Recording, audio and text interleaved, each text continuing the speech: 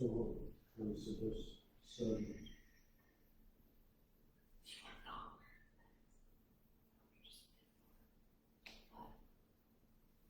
Hey, greetings everybody. Lieutenant Colonel Allen West here down in Houston, Texas, where we were supposed to have, you know what? First of all, I can't breathe with this thing on and my glasses are fogging up, so the heck with this, okay? I'm a grown up. Lieutenant Colonel Allen West down here in Houston, Texas.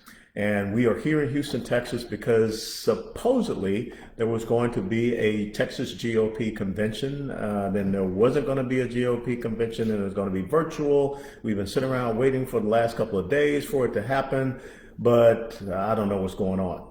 But I will tell you this, at least one thing that I know for sure. Perhaps the current chairman, James Dickey, should spend more time getting things squared away with this convention than attacking me personally over the last couple of days.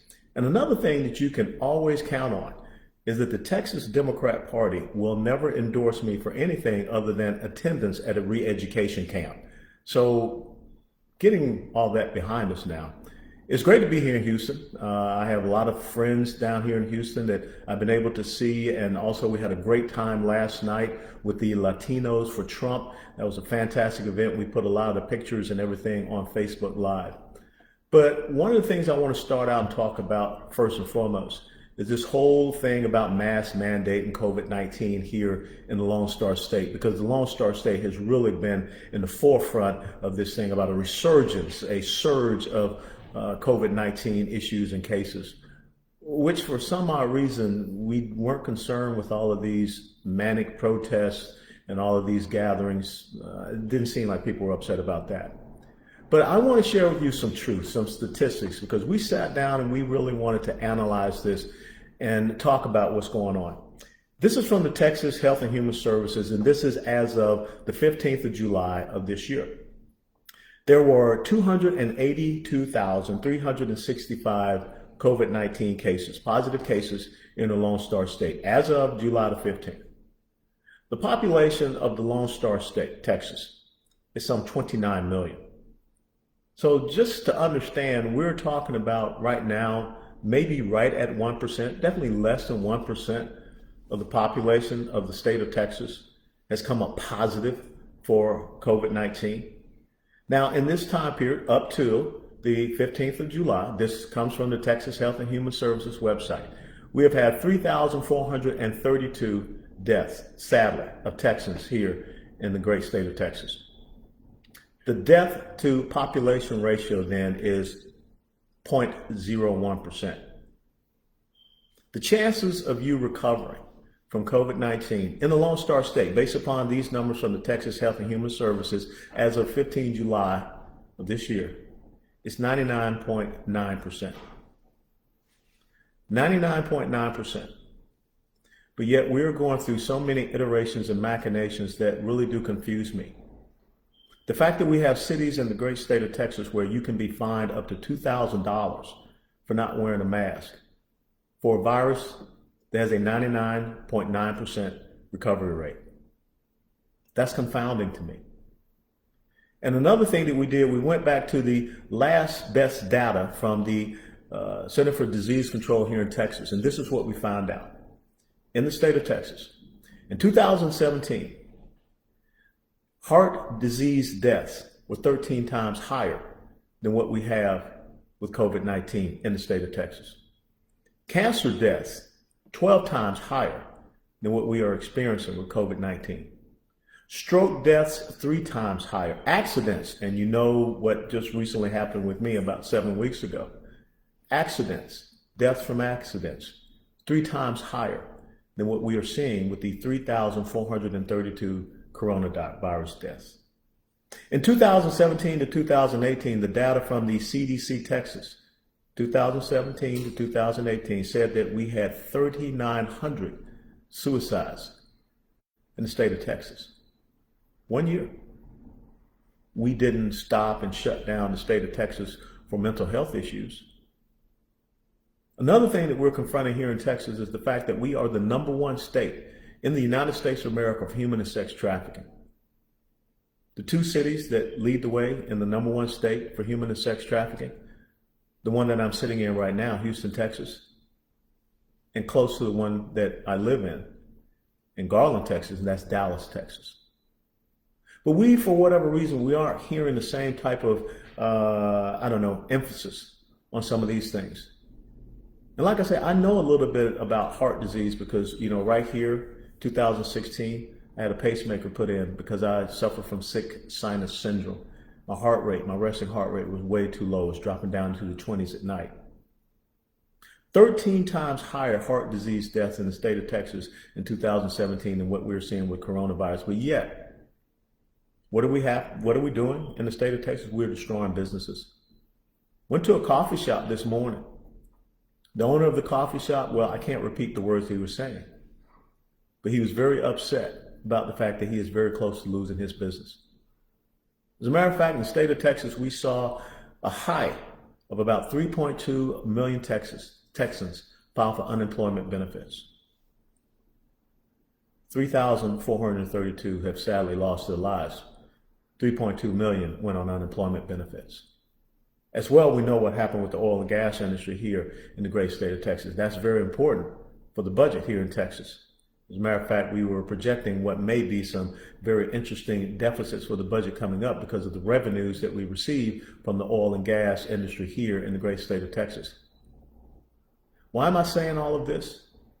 Because leadership is not about being an irrational, emotional person. Leadership is not about kowtowing to the whims of the social, passing cares and concerns. It's not about kowtowing to the media either. Leadership is about taking the tough stance and telling people the truth. But leadership is also about saying that this is how we can win. This is how we can overcome. This is how we can be on the high ground. And sadly, that's a big concern here in the great state of Texas, especially when we see what's going on with this Texas GOP convention, the debacle that it has become. And to all of those out there that are delegates, I would say just hang in there. Because we don't want to see you lose hope. We don't want to see you become disenfranchised. We want to make sure that this thing that you have earned the possibility of becoming a delegate, casting your vote in the Texas State GOP convention is so important. And that's why I want to talk to you all. Because it's a vision about how we go forward. I don't think we want to see a Texas going forward that resembles some of these major population centers. I don't think we want to see a Texas that is more so about being ruled than being governed. I think we want to see a Texas that once again rewards the rugged individual and entrepreneurial spirit that we have here and not crushing it because we are more so concerned about political decisions than making sure that we're making the right decision based upon facts, that any person can go to the Texas Health and Human Services website, the CDC Texas website, and you can do your research and you can find out what's actually going on. But for us to be going through all of these incredible hoops over something that has a 99.9% recovery rate. Now, understand this. Without a doubt, we have to realize that this virus can be deadly, and we have to protect those vulnerable populations. But when I think about the discussion that is going on right now about kids going back to school, there are some kids, they're starting to succumb to some mental health issues. I was talking to a dear friend of mine today, and her son has been incessantly crying because he doesn't believe he's going to get the chance to play football this coming fall. He's only, I think, 9 years of age. And we know that not too long ago, I believe up in Irving, Texas, there was a young boy, I think 12, who hung himself in his own closet. We have to understand that we protect the populations or the demographics that are at most threat and in danger. But let's do the right thing. Let's be smart. You know, the last couple of mornings I've had the opportunity to go over to Memorial Park and run that loop around the golf course there. It's an incredible, nice loop. And when I see people that are out there exercising, I see Americans, I see Texans that are taking responsibility for their own health.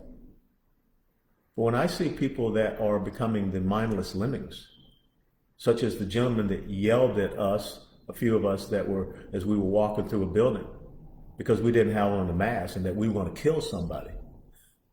See, that's the result of the fear mongering that is out there. And that's not what leadership is all about. So delegates, here's our opportunity with the Texas State GOP Convention to make sure that we have the right type of leadership that stands up for our principles and values, to make sure that when we say that you're a Republican in the great state of Texas, we know who you are and what you stand for. And it really, when you think about it, those conservative principles and values, that unites us all. Our belief in our Judeo-Christian faith heritage, which without a doubt, it established this great nation, because there's no other nation, there's no other state where your inalienable rights are endowed to you from a creator God, not from man, not from government. Life, liberty, and pursuit of happiness. We believe in strong families. And if there's one discussion that we need to be having in the United States of America right now, especially in our major population centers, it's the cancer, it's the pestilence, not of COVID-19, but of fatherlessness. Kid like me, born in 1961, inner city of Atlanta, Georgia, in a blacks-only hospital. But think about the things that I've been able to achieve, but also think about the fact that back then, almost 77% of black kids had two parents, a mother and father in the home. Today, that's 24%. And then you ask yourself, what do you see happening on our streets? We got to stand up for our individual responsibility. Folks, we got to realize that government is not there to protect our health. That's our responsibility to protect our health. Government is there to protect our rights. That's a really big delineation. And if we believe that we can give up our liberty so that they can protect our health, in the end, I don't think you're going to have either. As a matter of fact, that's kind of what Benjamin Franklin alluded to when he said those who would surrender essential liberty for temporary security, in the end, deserve neither liberty nor security. We got to look at our small business entrepreneurship, which we're decimating. We don't need to have any rumors about any more shutdowns or anything of that nature, especially here in the great state of Texas, when we're looking at a 99.9% recovery rate. That's what we should be talking about. We should be talking about the positives. That's what leaders accentuate. When I was a leader in combat, I didn't talk about how we were going to lose or how many people were going to lose their lives. Every single day, I reiterated to my soldiers that they were going to go outside the wire and they were going to kick the enemy in the butt because they were better trained, they were better equipped, and I was going to make sure that the rules of engagement in our area of operation allowed them to be able to go on the offense. And speaking about going on the offense, that's what we have to do here. When I think about the encroachment of progressive socialism into the great state of Texas, we've got to stop it. This belief that we can make more people victims than we are making people victors, that's got to stop. When we think about some of these organizations and these groups that are cropping up in the state of Texas, in the capital of Austin, the Red Guards of Austin, going around spray painting red hammers and sickles in the capital of the state of Texas. We don't need a communist group here. We don't need anyone that believes in economic enslavement over economic empowerment. We don't need anyone that believes in collective subjugation instead of individual sovereignty. That's what we have to stand up for. And I believe without a doubt, 60 to 65% of the people here in the great state of Texas, when they hear that clear delineation, they will respond in the right way. That's why I intend to go behind the enemy lines here in Texas, to go to the places where the Democrats believe that they are the strongest. And I want to put them on defense. I want to challenge them in their message, because their message does not benefit the citizens of the great state of Texas. Their message, well, it would end up causing us to look more like a California, Illinois, New York, New Jersey. And I think it's important we start to ask that question. Welcome to Texas, but why are you here? If you're here to try to fundamentally transform Texas, you're not going to be successful, because we're not going to allow that to happen, because we're going to make that clear choice. When you think about someone like a Michael Bloomberg thinking he's going to dump $8 to $10 million to support anti-gun candidates, when you think about someone like Robert Francis O'Rourke, who thinks he's going to be in charge of the gun problem of Vice President Joe Biden, it's time we tell people that that dog don't hunt, especially here in Texas. So that's what this all comes down to. It comes down to truth. It comes down to facts. And it comes down to understanding that we come from not fearful men and women. We are descendants of fearless men and women. And we've got a clear choice to make going forward. And you delegates for the Texas State Convention, you represent those voices of the grassroots all across the great state of Texas, 254 counties. And we got to make sure that those voices are heard. So hang in there. Somehow this will get resolved, but I can guarantee you one thing. As chairman of the Republican Party of Texas, we will never suffer an embarrassing debacle like we have seen with this state GOP convention.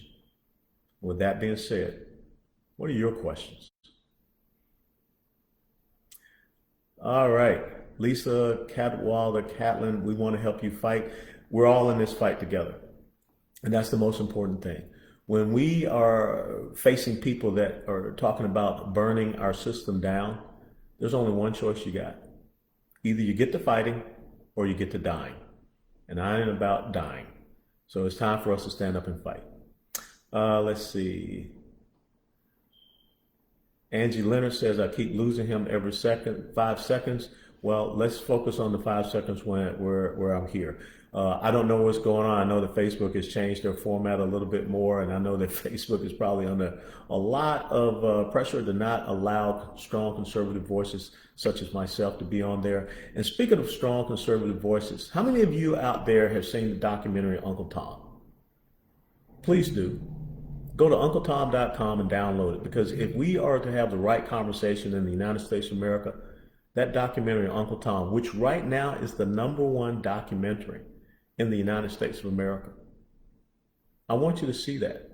It's called The Oral History of Black Conservatism. There's a lot of people that think this whole thing about black conservatism is brand new. That's not the case. As a matter of fact, think about how incredible it is for me to be in Houston, Texas, the place where on July the 4th of 1867, the Republican Party of Texas was founded by 150 black men. A lot of folks don't know that. But think about the history of the real purveyors of systemic racism in the United States of America. Study their history. And then ask yourself, why would you align yourself with that political party? Karen Wheeler Jenkins, I just missed it. Mr. Jarvis, why are we having streaming problems? I have no idea why we're having streaming problems. If you're talking about the Texas State Convention, they have changed vendors. They started out with a group called Meeting Pulse. For whatever reason, they were not successful.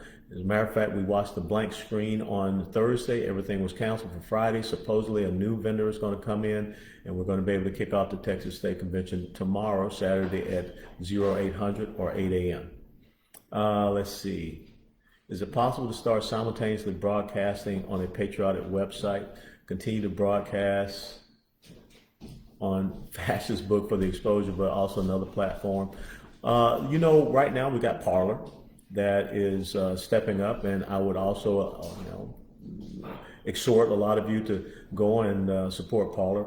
But I think that the time is coming when we will look at alternative means on social media so that we can make sure we do get our voices out there. And again, think about what fascism really is. Fascism is about squelching your political opposition, squelching thoughts, perspectives, and insights that you don't think agree with your ideology.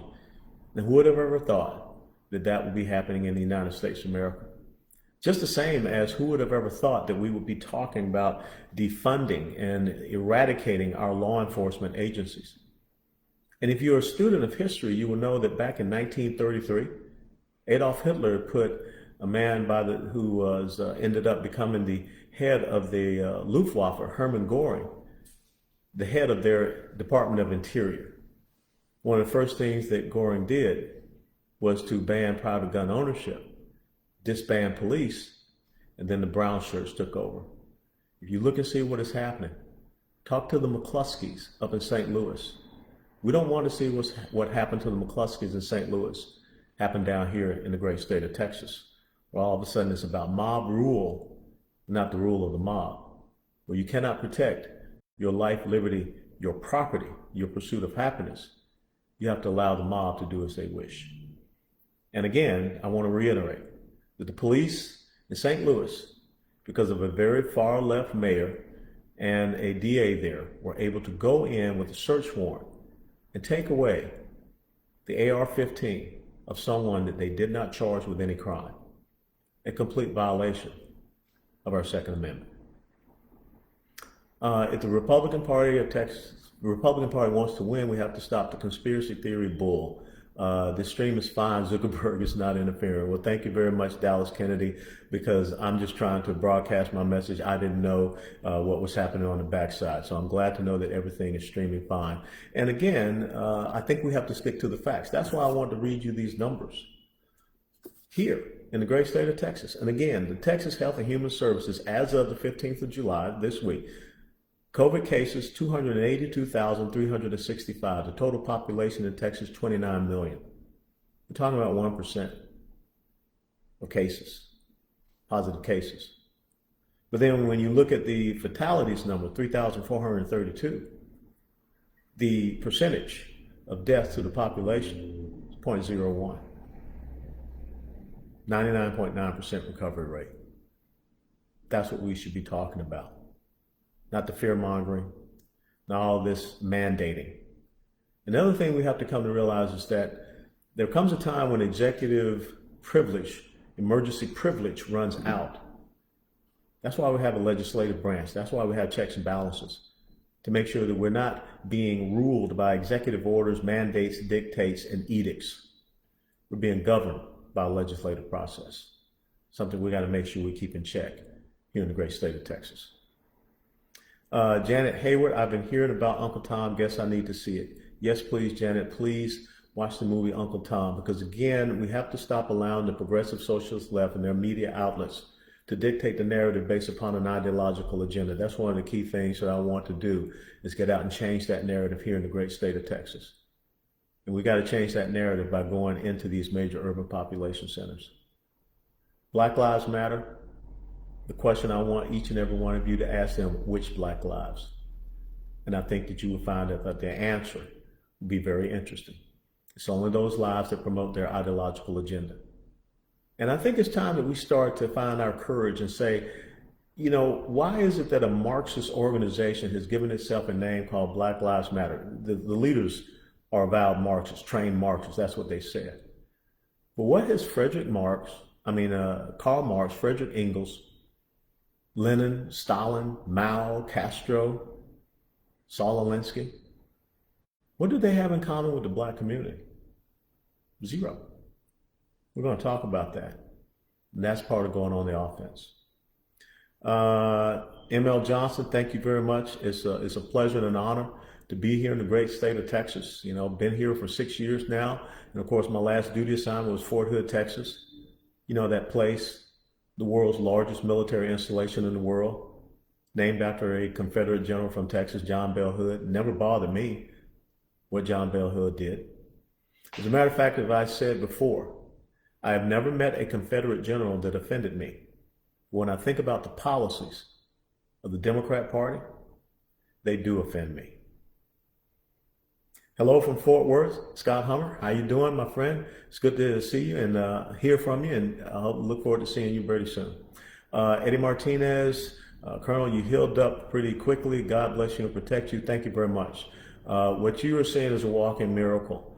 I am without a doubt, blessed by God's grace. Yesterday, I did about 5 miles around Memorial Park here in Houston. Today, I kind of dialed it back and just did the one loop. I think that's about 3 miles. But Wednesday morning, knocked out 12 laps in the pool back at the house before I headed down here. So I'm probably about 80%. I still have physical therapy every week to try to get the right shoulder going, because they had to reconstruct the shoulder socket bone, put a couple of screws in there. But without a doubt, all the people across Texas, all the people across the United States of America, thank you so much for your thoughts and your prayers and your well wishes. I would not be where I am if it had not been for your prayers. Don Hefner Putnam, what will be one of your first points of duty? One of the most important things is to go in to the headquarters and get a full and up staff briefing. and understand all of the policies and programs that we have there, making sure I understand what we should sustain and what we should improve. There are some initiatives that I want to look at. I want to have an inspector general for the Republican Party of Texas so that we can make sure that all of the needs of our county chairs are being respected. And if there's any issues that we have out there, someone can go out and look into those issues and be able to report back. One of the key things I want to do is send a letter to the Texas Democrat Party chairman and challenge him to 3 debates, because I think it's very important that we talk about the 2 very conflicting visions for the great state of Texas, and we want to bring that out into the forefront. And my first trip that I'm planning is to go down into the Rio Grande Valley, because I believe it's so important. From Brownsville to Harlingen to McAllen, we've got to make sure that we're talking to the people down there along the border about safety and security, border security, and making sure that they get to live that American dream and talk about, growth, opportunity, and prosperity. And I think it's important that we talk to the Hispanic community and get them to realize that we don't want to see them go down the path of what the left, the Democrat Party, did to the Black community. And also, I want to visit with the families of those 2 officers who unfortunately just recently lost their lives in McAllen. We need to stand by our law enforcement agencies and officers. We don't need to demonize them. We don't need to denigrate them. We don't need to disparage them. They're out there every day making sure that we can be safe. So that'll be my first trip going out there. And like I said, the most important thing in the transition is to quickly assess where the organization is and implement your guidance and directives, but you got to get out there on this battlefield, and the battlefield is Texas. We are in an ideological battle, and the left believes that Texas can be churned into something that we don't want it to be, and I'm not going to allow that to happen. Let's see. Eddie Martinez says Larry Elder for California governor. California's got a long way to go for I think Larry Elder can be the governor out there. Deb Davis, how do I access the convention online? I signed up but received no information. I will tell you, Deb, that they're having some problems getting that information out there. I would go to the Republican Party of Texas website and get the updates, but supposedly we don't know. They say there's going to be another state Republican Executive Committee emergency meeting because of a ruling that a federal judge did here in Houston today. But I believe that they'll start at 8 o'clock tomorrow virtually. So stand by. Dane Epperson, why play defense on the Second Amendment, push for no gun laws? Again, it's not about playing defense. It's about saying, I don't want to succumb to the language of gun control. I don't want to succumb to the language of gun violence.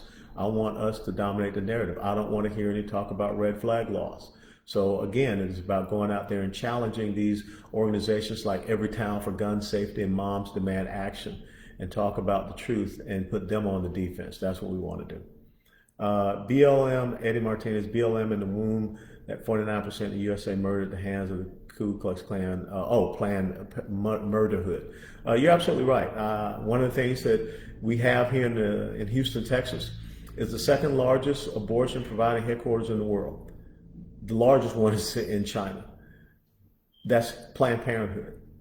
Planned Parenthood's large office is located on I-45, south side of Houston. If you're traveling south, it's on the west side, just to the right. Planned Parenthood was founded by a white supremacist and a racist by the name of Margaret Sanger. I don't want to see Planned Parenthood's headquarters in Texas. And as a matter of fact, all of you Black Lives Matter activists and everything, why don't you join me in saying that we don't want Planned Parenthood in the great state of Texas? Why don't you join me in making sure that this organization, founded by a white supremacist and a racist, Margaret Sanger, who referred to minorities, blacks, as undesirables and weeds, let's get rid of all those clinics that they have in minority communities.